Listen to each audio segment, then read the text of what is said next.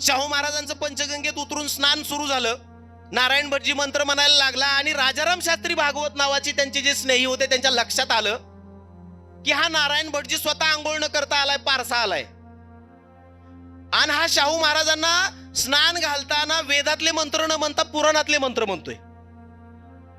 ती गोष्ट शाहू महाराजांच्या लक्षात आणून दिली राजाराम शास्त्री भागवतांनी. शाहू महाराज त्या नारायण भटजीला म्हणाले, काय हो नारायणराव, आंघोळ पण केलेली नाही आणि वेदातले मंत्र न म्हणता पुराणातले का मंत्र म्हणताय? त्यावेळेस तो नारायण भटजी काय म्हणाला माहित आहे शाहू महाराजांना? महाराज, फक्त वेदातलेच मंत्र म्हणताना आंघोळ करण्याची आवश्यकता असते, पुराणातले मंत्र म्हणताना आंघोळ नाही केली तरी चालतं. बर म्हणले, मग वेदातले का म्हणत नाही? म्हणा ना वेदातले. तो नारायण भटजी म्हणाला शाहू महाराजांना, महाराज तुम्ही शूद्र आहात. तुम्ही विचार करा, एका राजाला राजाच्या पगारावर दरबारात नेमलेल्या भटजीकडून काय उत्तर येते? महाराज तुम्ही शूद्र आहात आणि शूद्राला वेदाचा अधिकार नाही, शूद्राला पुराणातलेच मंत्र म्हणावे लागतात. शाहू महाराज म्हणले, असं कसं? आमच्या थोरल्या राजाला म्हणजे शिवाजी महाराजांना राज्याभिषेक झाला होता त्यानुसार आम्ही क्षत्रिय ठरतो. त्यावेळेस तो नारायण भटजी म्हणाला, नाही महाराज, जोपर्यंत समस्त कोल्हापुरातील ब्रह्मवृंद आपल्या क्षत्रिय म्हणून मान्यता देणार नाही तोपर्यंत मी आपले विधी वेदोक्त पद्धतीनं करणार नाही. आणि शाहू महाराजांच्या लक्षात आलं, हे लोक जर राजासोबत अशा पद्धतीनं वागत असतील तर सामान्य जनतेसोबतचं यांचं वर्तन काय असेल?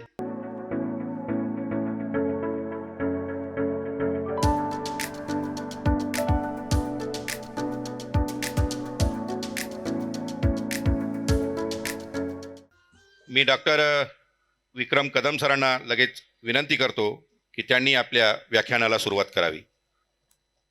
चंद्रपूर सारख्या ऐतिहासिक भूमीमधून आपल्यासोबत संवाद साधण्यासाठी त्यांनी मला विनंती केली आणि माझा अनेक विषयांपैकी एक आवडीचा विषय म्हणजे राजर्षी शाहू महाराज या विषयावरती मांडणी करावी असा आग्रह केला आणि मी त्यांना लगेच होकार दिला. याची काही कारणं आहेत, ती माझ्या भाषणामध्ये ओघानं येतीलच. पैकी एक कारण फक्त मी माझ्या भाषणाच्या सुरुवातीला सांगतो. 1920 ला जी पहिली अस्पृश्यता परिषद कोल्हापूर जिल्ह्यामध्ये माणगाव नावाचं ठिकाण आहे तिथं झाली होती, आपल्या सगळ्यांना माहित आहे.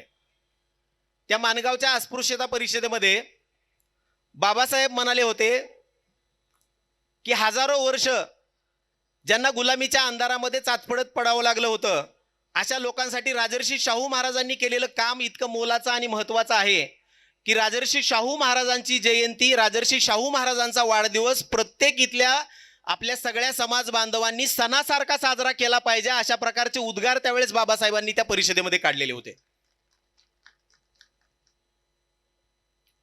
राजर्षी शाहू महाराज 48 वर्षाचं आयुष्य मिळालेलं आहे. पैकी 28 वर्ष त्यांनी राज्यकारभार केला. आपल्यापैकी डॉक्टर बाबा आढाव अनेकांना माहित आहेत.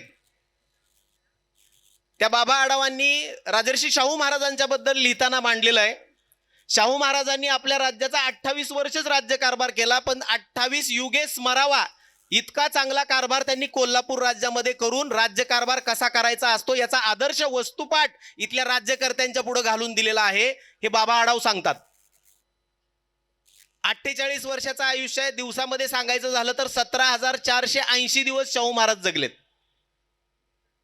6 फूट 4 इंचाची उंची, 51 इंचाची छाती असणारा हा राजा. खरं तर आजकाल भारतामध्ये राज्यकर्त्यांच्या छातीबद्दल बऱ्याच चर्चा आहेत. 56 कुणाची, 55 कुणाची. परंतु मी माझ्या भाषणामध्ये नेहमी सांगतो, राज्यकर्त्यांची छाती किती इंचाची आहे हे महत्वाचं नाही, त्या छातीत असणाऱ्या हृदयात त्या राज्यातल्या प्रजेबद्दल किती कळवळा आहे याच्यावरनं त्या राज्यकर्त्याचं यश किंवा अपयश मोजलं पाहिजे. ही आजच्या काळाची कसोटी असली पाहिजे. ती कसोटी शाहू महाराजांच्या राज्यकारभारामध्ये आपल्याला बघायला मिळते. कुठलं क्षेत्र नाही ज्या क्षेत्राला शाहू महाराजांनी हात घातला नाही. सुरुवातीचं त्यांचं प्राथमिक शिक्षण राजकोट आणि धारवाड या ठिकाणी झालं. SM फ्रेजर नावाचे एक उत्तम गुरु त्यांना, ज्यांना राजर्षी शाहू महाराजांनी फ्रेंड, फिलॉसॉफर आणि गाईड या शब्दामध्ये त्यांचा गौरव केला, कौतुक केलं. एक आदर्श मार्गदर्शक त्यांना मिळाला. आणि संपूर्ण कोल्हापूर संस्थांचा कायापालट करण्याचं काम राजर्षी शाहू महाराजांनी केलेलं आहे. 1896-97 साल असेल. 2020 ला भगत साहेब आपल्याकडे कोरोना आला होता. तसं 1896-97 संपूर्ण महाराष्ट्रात आणि भारतात प्लेगची साथ पसरली होती. आपल्याला 2020 साली कोरोना आल्यानंतर क्वारंटाईन, सॅनिटायझेशन वगैरे शब्द माहीत झाले. क्वारंटाईन ही कन्सेप्ट 1896-97 शाहू महाराजांनी कोल्हापूर राज्यामध्ये राबवलेली आहे. 1896-97 ज्यावेळेस प्लेगची साथ पसरली त्यावेळेस शाहू महाराज आपल्या कोल्हापूरच्या राजवाड्यातनं बाहेर पडले आणि पन्हाळ्यावरती वास्तव्याला गेलेत. आणि एके दिवशी पन्हाळ्यावर त्यांना नोकर वर्तमानपत्र वाचून दाखवत होता आणि त्या वर्तमानपत्रामध्ये नोकरानं बातमी वाचून दाखवली, वडगावचा पांडुरंग चिमणाजी पाटील नावाचा मराठा समाजातला मुलगा मॅट्रिक्युलेशनची परीक्षा उत्तीर्ण झालाय. शाहू महाराजांना बातमी ऐकल्यानंतर त्यांनी नोकराला परत बातमी वाचायला सांगितली. परत वाच. काय सांगतोयस? मराठ्याचं पोरगण मॅट्रिकची परीक्षा पास झालं. शाहू महाराजांनी एक लगेच घोडेस्वार बोलावला आणि सांगितलं ताबडतोब वडगावला जायचं आणि त्या वडगाव मधला पांडुरंग चिमणाजी पाटील नावाचा कोण पोरगा आहे त्याला घेऊन माझ्यासमोर आणून हजर करायचं. आता पंचायत अशी होती, आजही महाराष्ट्रातल्या प्रत्येक जिल्ह्यामध्ये 4-5 वडगाव आहेत. तुमच्या चंद्रपूर जिल्ह्यात पण वडगाव नावाची गावं असतील. स्वार पहिल्यांदा गेला ते बाजार वडगाव नावाचं कोल्हापूर जिल्ह्यातलं वडगाव होतं. संपूर्ण गावात जाऊन लोकांना विचारलं तो पांडुरंग चिमणाजी पाटील नावाचा पोरगा कुठं राहतो. त्या गावातल्या लोकांनी सांगितलं इथं पांडुरंग चिमणाजी पाटील नावाचं कोणच राहत नाही. स्वार परत पन्हाळ्यावर आला. महाराजांना त्यानं जगला घडलेला इत्तेभूत सगळा वृत्तांत सांगितला. शाहू महाराज म्हणले असं कर, आता वाघमाऱ्यांच्या वडगावला जा. स्वारानं आदेशाची अंमलबजावणी केली. तो स्वार निघाला, वाघमाऱ्याच्या वडगावला पोहोचला. तिथं गाव पालतं घातलं, तिथंही पांडुरंग चिमणाजी पाटील नाही.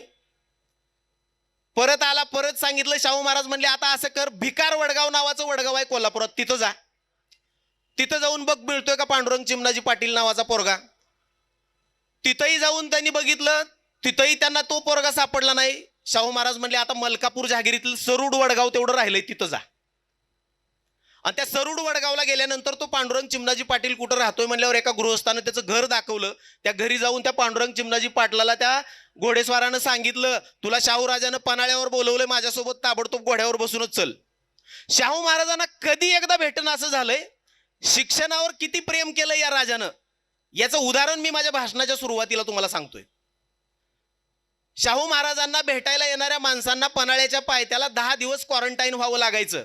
आणि जर तो आजारी नाही पडला तर त्याला शाहू महाराजांच्या भेटीला गडावर पाठवलं जायचं. शाहू महाराजांनी आधीच माणूस पाठवून सांगितलं होतं चौकीवरती, तिथं पन्हाळ्याच्या पायथ्याला जी चौकी बसवलेली होती, पांडुरंग चिमणाजी पाटील नावाचं पोरगा आलं ना त्याला क्वारंटाईन करायचं नाही, त्याला ताबडतोब माझ्याकडे वर पाठवून द्या. आणि तो घोडेस्वार त्या पांडुरंग चिमणाजी पाटलाला वर घेऊन गेला. शाहू महाराजांच्या समोर जाऊन त्या पोरानं मुजरा घातला. शाहू महाराज म्हणले काय र मॅट्रिकची परीक्षा पास झालास म्हण. पांडुरंग चिमणाजी पाटील म्हणाला होय महाराज. कुठं होतास शिकायला? इथंच कोल्हापुरात होतो की. माझ्या संपूर्ण भाषणात थोडंसं सातारा आणि कोल्हापुरी भाषेचा बाज असणार आहे, कारण ज्या मातीमध्ये हा इतिहास घडला, जी भाषा शाहू राजांच्या तोंडातनं आली त्या भाषेमध्येच तो इतिहास सांगण्याची खरी मजा आहे आणि ऐकण्याची पण मजा आहे. तो पांडुरंग चिमणाजी पाटील म्हणला महाराज कोल्हापुरातच होतो. महाराजांनी विचारलं राहायला कुठं होतास? एका तालमीत झोपत होतो महाराज. जेवणाचं काय केलंस? एका मराठ्याच्या खानावळीत जेवत होतो. शाहू महाराज म्हणले का मराठ्याच्या खानावळीत का जेवत होता, ब्राह्मणाची खानावळ का लावली नाहीस?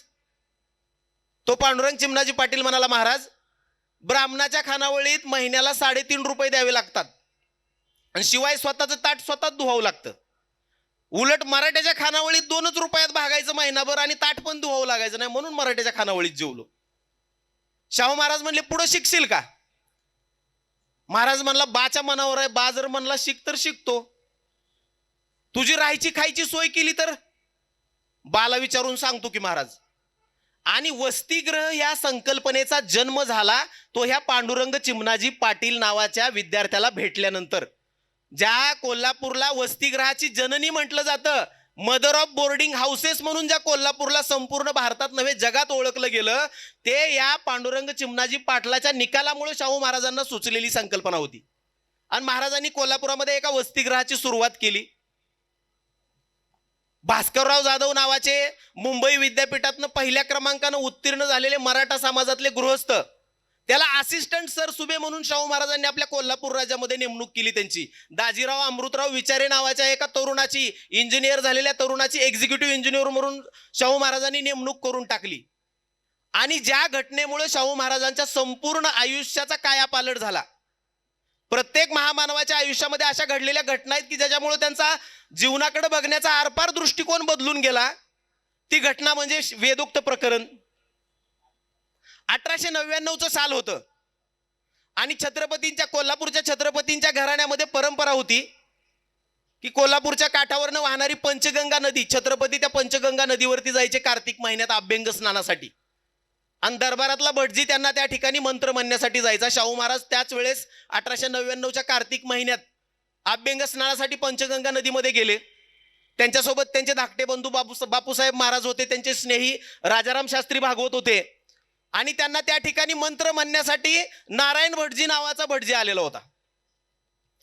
शाहू महाराजांचं पंचगंगेत उतरून स्नान सुरू झालं. नारायण भटजी मंत्र म्हणायला लागला आणि राजाराम शास्त्री भागवत नावाची त्यांचे जे स्नेही होते त्यांच्या लक्षात आलं की हा नारायण भटजी स्वतः आंघोळ न करता आलाय, पारसा आलाय. आणि हा शाहू महाराजांना स्नान घालताना वेदातले मंत्र न म्हणता पुराणातले मंत्र म्हणतोय. ती गोष्ट शाहू महाराजांच्या लक्षात आणून दिली राजाराम शास्त्री भागवतांनी. शाहू महाराज त्या नारायण भटजीला म्हणाले, काय हो नारायणराव, आंघोळ पण केलेली नाही आणि वेदातले मंत्र न म्हणता पुराणातले का मंत्र म्हणताय? त्यावेळेस तो नारायण भटजी काय म्हणाला माहित आहे शाहू महाराजांना? महाराज, फक्त वेदातलेच मंत्र म्हणताना आंघोळ करण्याची आवश्यकता असते, पुराणातले मंत्र म्हणताना आंघोळ नाही केली तरी चालतं. बर म्हणले, मग वेदातले का म्हणत नाही? म्हणा ना वेदातले. तो नारायण भटजी म्हणाला शाहू महाराजांना, महाराज तुम्ही शूद्र आहात. तुम्ही विचार करा, एका राजाच्या पगारावर दरबारात नेमलेल्या भटजीकडून काय उत्तर येते? महाराज तुम्ही शूद्र आहात आणि शूद्राला वेदाचा अधिकार नाही, शूद्राला पुराणातलेच मंत्र म्हणावे लागतात. शाहू महाराज म्हणले, असं कसं? आमच्या थोरल्या राजाला म्हणजे शिवाजी महाराजांना राज्याभिषेक झाला होता त्यानुसार आम्ही क्षत्रिय ठरतो. त्यावेळेस तो नारायण भटजी म्हणाला, नाही महाराज, जोपर्यंत समस्त कोल्हापुरातील ब्रह्मवृंद आपल्या क्षत्रिय म्हणून मान्यता देणार नाही तोपर्यंत मी आपले विधी वेदोक्त पद्धतीनं करणार नाही. आणि शाहू महाराजांच्या लक्षात आलं, हे लोक जर राजासोबत अशा पद्धतीनं वागत असतील तर सामान्य जनतेसोबतचं यांचं वर्तन काय असेल? त्यावेळेस शाहू महाराजांनी आपल्या संपूर्ण प्रशासनातल्या अधिकाऱ्यांची आकडेवारी पाहिली. महाराजांच्या प्रशासनामध्ये प्रमुख अधिकारी म्हणून 71 लोकांची नेमणूक केलेली होती, वेगवेगळ्या खात्याचे प्रमुख. 71 अधिकाऱ्यांपैकी 66 ब्राह्मण आणि 5 कायस्थ, शेनवी आणि पारशी समाजातले होते. त्यात एकही मराठा नव्हता, एकही बहुजन नव्हता. आणि मग महाराजांच्या लक्षात आलं की राजा नुसता आपला असून चालत नाही, त्या राजाचं जे काही राज्यकारभार करणारं जी काही यंत्रणा आहे, जी सगळी प्रशासकीय यंत्रणा आहे, त्याच्यामध्ये आपली लोक असली पाहिजेत. या नारायण भटजीनं शाहू महाराजांना शूद्र आहात वगैरे सांगितलं. आप्पासाहेब राजोपाध्ये नावाचा शाहू महाराजांचा दरबारी पुरोहित होता, राजपुरोहित ज्याला म्हणतात. त्याला सालाना 30,000 रुपयाचं वतन होतं, वार्षिक 30,000 रुपये उत्पन्नाचं वतन छत्रपती घराण्याची विधी करण्यासाठी दिलेलं होतं. त्यानंही शाहू महाराजांच्या वेदोक्त पद्धतीने विधी करायला नकार दिला. त्यांचीच बाजू संकेश्वरच्या शंकराचार्यानं घेतली. शाहू महाराजांनी संकेश्वरच्या शंकराचार्याचं 50,000चं वतन जप्त केलं आणि त्या राजोपाध्यायाचं 30,000चं वतन जप्त केलं. ही सगळी लोक कोर्टात गेली, इंग्रजांच्या कोर्टात. आणि इंग्रजांच्या कोर्टात जाऊन त्यांनी सांगितलं, आमचं उत्पन्न शाहू महाराजांनी रोखलंय, आमचं वतन जप्त केलंय, आम्हाला न्याय मिळावा. कोर्टाने निकाल दिला, शाहू महाराजांच्या राज्यातला हा अंतर्गत प्रश्न आहे, धार्मिक प्रश्न आहे, याच्यामध्ये इंग्रज सरकार हस्तक्षेप करणार नाही, तो अधिकार त्यांचा. शेवटी ह्या सगळ्या मंडळींनी कलकत्त्याच्या गव्हर्नरकडे पत्र पाठवलं, याचिका दाखल केली, आम्हाला न्याय मिळावा. कधीपर्यंत चाललंय हे सगळं? 1899 ते 1906 या कालावधीमध्ये आप्पासाहेब राजोपाध्ये आणि नारायणराव भटजी नावाचा जो भटजी होता, तो त्याची बाजू घेऊन पुण्यातून बाळ गंगाधर टिळकांनी केसरीमध्ये 2 अग्रलेख लिहिले वेदोक्ताचं खूळ नावाचे. काय त्या वेदोक्ताचं खूळ नावाच्या अग्रलेखात टिळकांनी लिहिलं? शाहू महाराज जर का शिवाजी राजांना राज्याभिषेक झाल्यामुळे स्वतःला क्षत्रिय समजत असतील तर शाहू महाराजांनी लक्षात घ्यावं की ब्राह्मण समाजाने, तत्कालीन ब्राह्मण समाजानं शिवाजी महाराजांना तात्पुरती सवलत दिली होती, त्यामुळे ती सवलत शाहू महाराजांना मिळणार नाही. आणि मग मात्र महाराज परदेश दौऱ्यावर होते 1902 साली. मगाशी जो जनबंधू साहेबांनी उल्लेख केला ना 26 जुलै 1902 चा, शाहू महाराज परदेश दौऱ्यावर जग पाहण्यासाठी जात होते आणि जगातल्या अनेक चांगल्या गोष्टी ज्या काही आपल्याला दिसतील त्या आपल्या संस्थानामध्ये राबवायच्या, ह्याच्यासाठी त्यांचा परदेश दौरा होता. शाहू महाराज परदेश दौऱ्यावर जात असताना त्यांच्या दरबारातल्या काही पुरोहितांनी सांगितलं, महाराज यज्ञ करा, शांती करा, सही सलामत माघारी परत याल.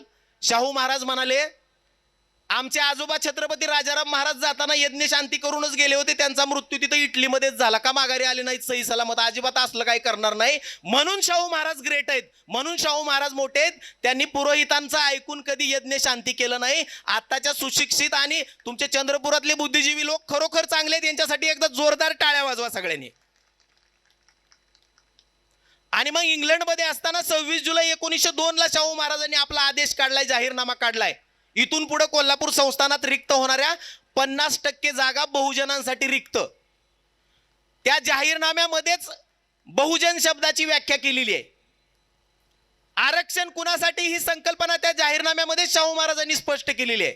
ब्राह्मण, शेणवी, कायस्थ आणि पारशी तत्सम पुढारलेल्या जाती सोडून सगळे बहुजन.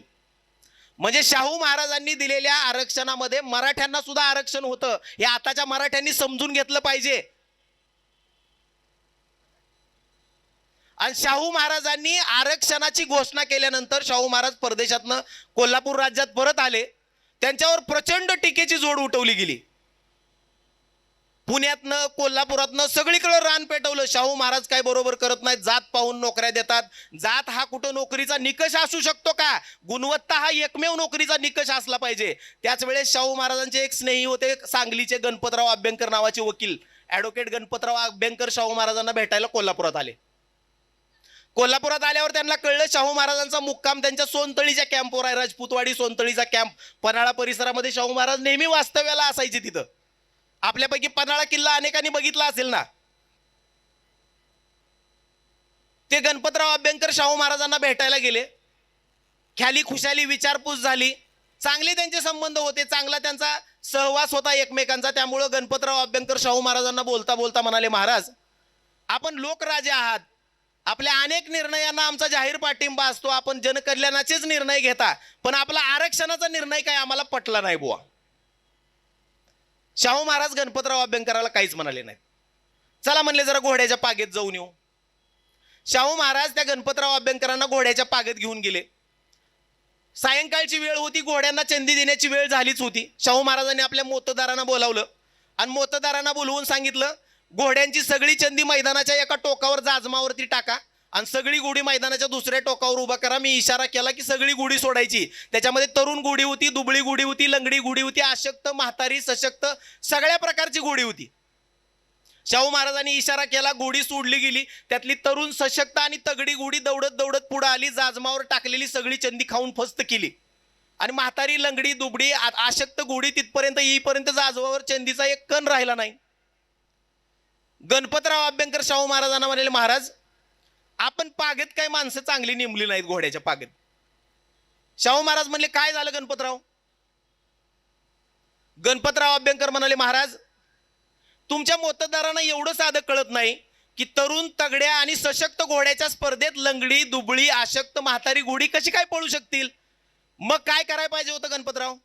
या म्हाताऱ्या, दुबळ्या, लंगड्या, अशक्त घोड्यासाठी वेगळी चंदी काढून ठेवायला नको का महाराज? शाहू महाराज गणपतराव अभ्यंकरांना म्हणाले, गणपतराव तुमचा पुढारलेला समाज या तरुण, सशक्त, तगड्या घोड्यासारखा आहे आणि माझा बहुजन समाज या दुबळ्या, अशक्त, म्हाताऱ्या, लंगड्या घोड्यासारखा आहे. यांच्यासाठी बाजूला काढून ठेवलेली चंदी म्हणजे 50% आरक्षणाची मी केलेली घोषणा आहे. हे उद्गार शाहू महाराजांनी काढले. गणपतराव अभ्यंकर म्हणाले, महाराज आमची चूक झाली, माफ करा. शाहू महाराज गणपतराव अभ्यंकर आपल्या विरोधात बोलले म्हणून काही ईडी, CBI लावले नाही महाराजांनी त्या काळात गणपतराव अभ्यंकरांच्या विरोधात. सहज शक्य होतं ना. तू कोण मला सांगणार, मी राजा आहे, मला जे वाटेल ते मी निर्णय घेईन. शाहू महाराज असं अजिबात म्हणाले नाहीत.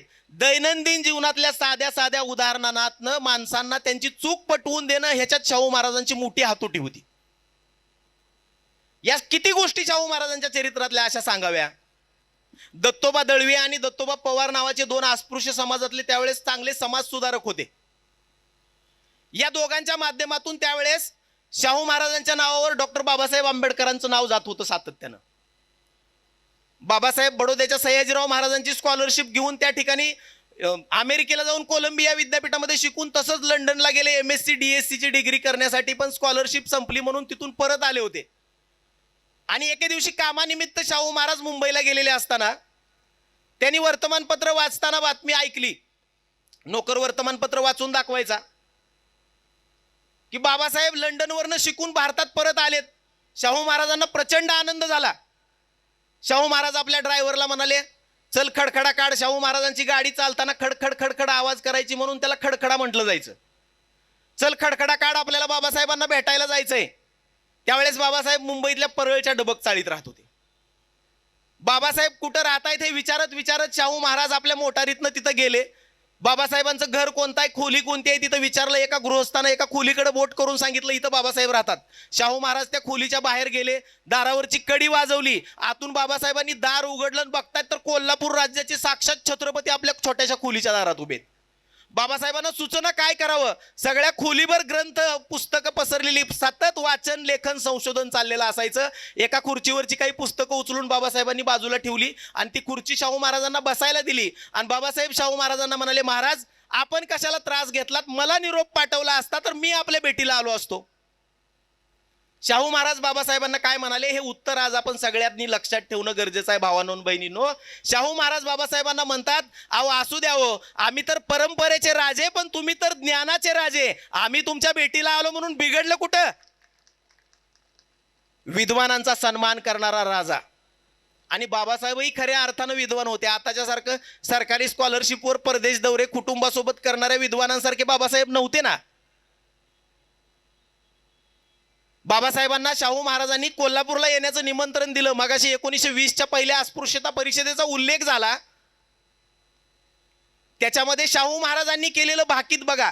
म्हणजे दूरदृष्टीचा द्रष्टा राजा शाहू महाराजांना का म्हणतात. 1920ला शाहू महाराजांनी सांगितलंय, बरं झालं तुम्ही तुमचा पुढारी शोधून काढला. चिमणीचा प्रमुख चिमणी, पोपटाचा प्रमुख पोपट, कावळ्याचा प्रमुख कावळा असतो म्हणून तो त्यांच्या ज्ञाती बांधवाच्या हिताचा विचार करतो.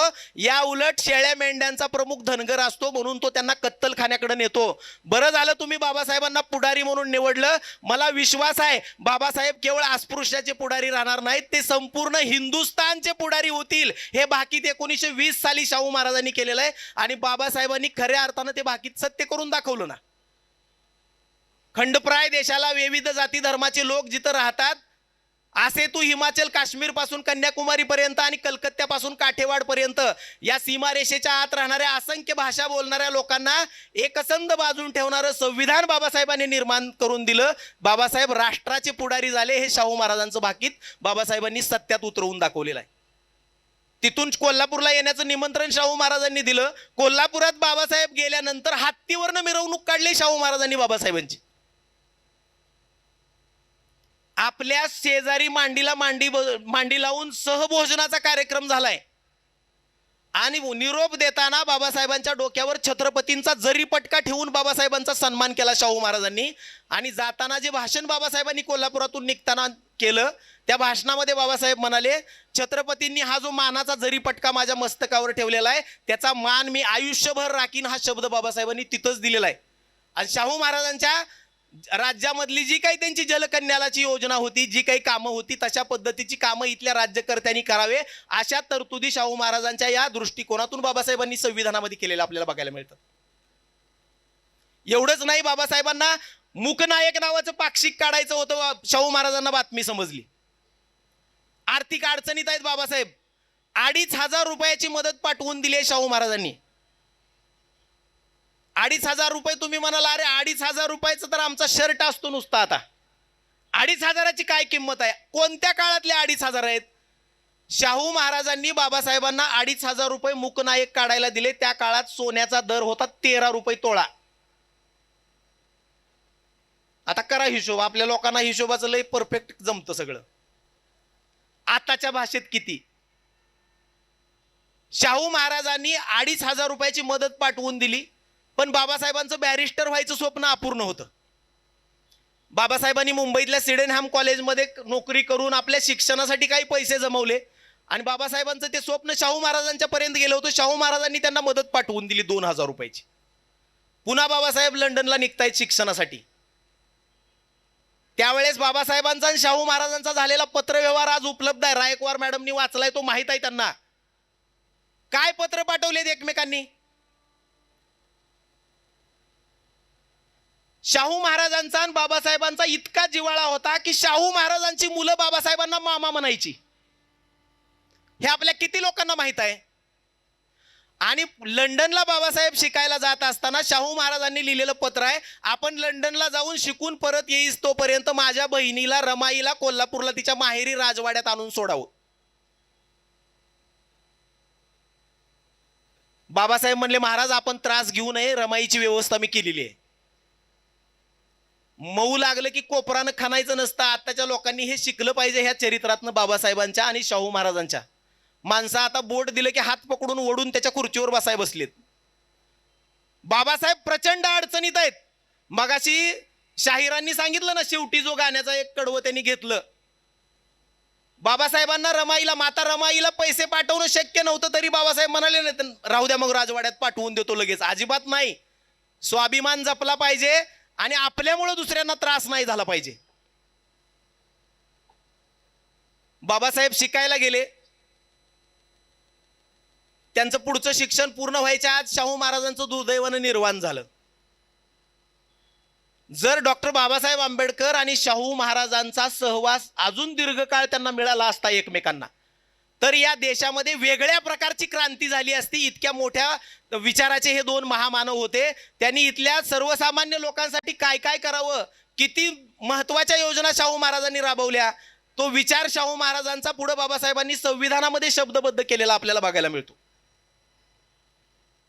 अनेक विद्वानांना शाहू महाराजांनी मदत केलेली आहे. परदेशात शिकायला जायला शिष्यवृत्त्या दिल्या, पण उभ्या आयुष्यामध्ये शाहू महाराजांनी कधी ज्योतिष भविष्य पंचांग पाहिलं नाही, कर्मकांड केलं नाही. एकदा विजापूर भागातला एक ज्योतिषी शाहू महाराजांना भेटायला आला आणि त्यानं काही दरबारातल्या ओळखीच्या लोकांच्या ओळखी वापरल्या आणि त्यानं सांगितलं, मी शाहू महाराजांचं भविष्य बघणार आहे, मला सांगा शाहू महाराजांचा हात मला दाखवा म्हणून. काही ओळखीच्या लोकांमुळे तो दरबारापर्यंत पोहोचला.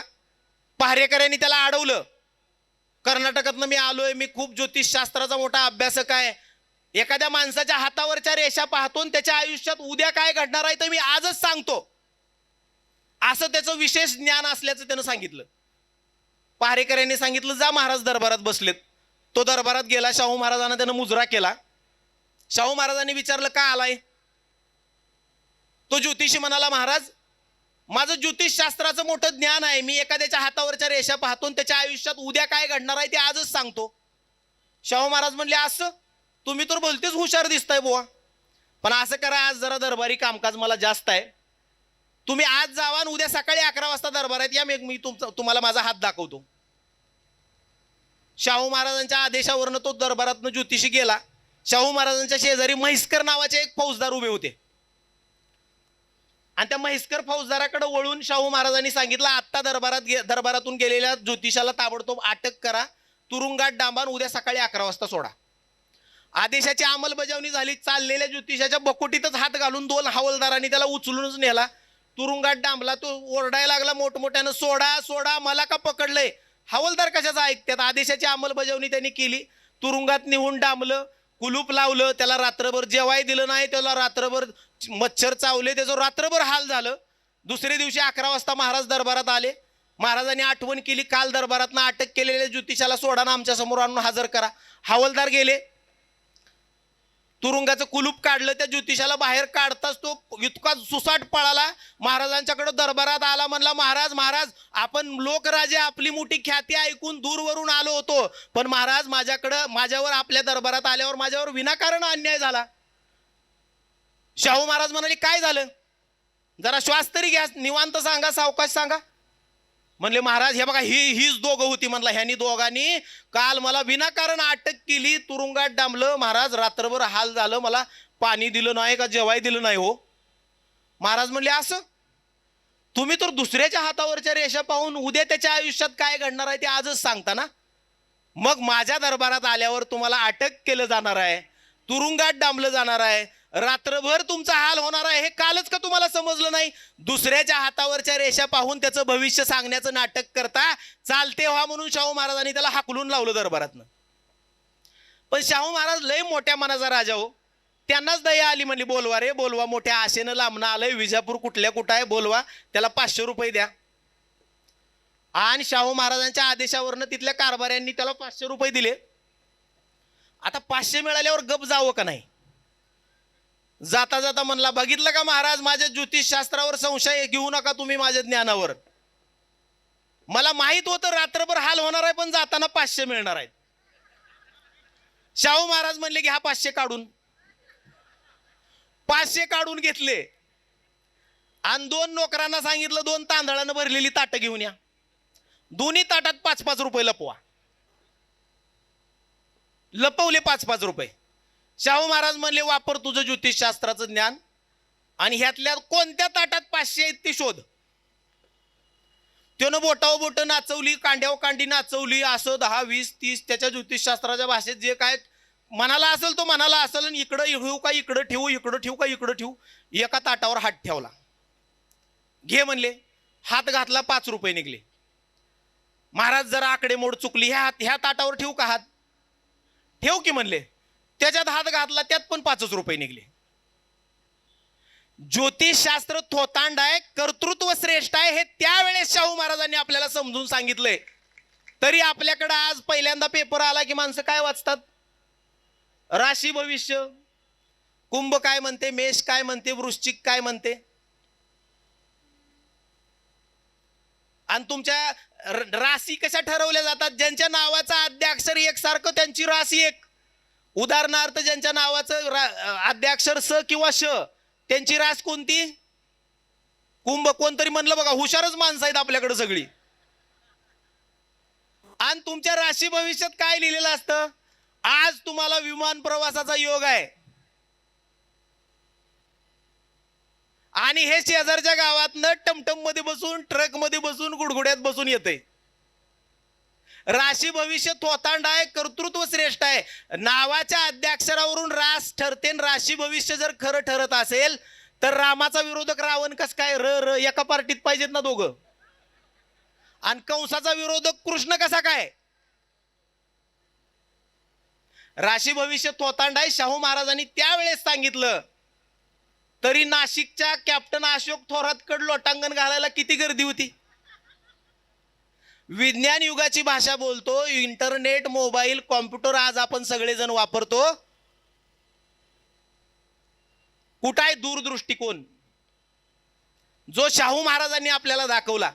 अहो शाहू महाराज कशाला, किती महामानवांनी आपल्याला सांगितलं, कर्तृत्व श्रेष्ठ आहे. ज्यांच्या मेंदूत, मनात, मनगटात सामर्थ्य असतं ती माणसं कधी ज्योतिष भविष्य पंचांगाच्या नादाला लागत नाहीत.